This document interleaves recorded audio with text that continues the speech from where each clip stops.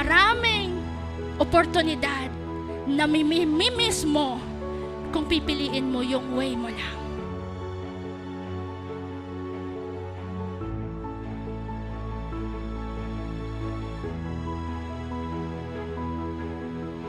Kaya marami pong buhay ang wasak kasi pinipilit pong pilitin kahit maipilit lang yung way na gusto mo pero hindi way ni Lord para sa buhay mo.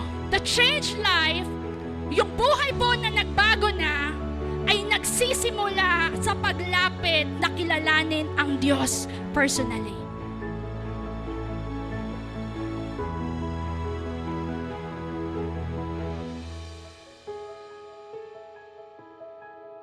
Ito po'y nagpapakita na si Jesus ang ating Diyos. Siya po ang ating Messiah, tagapagligtas. Siya yung anointed one.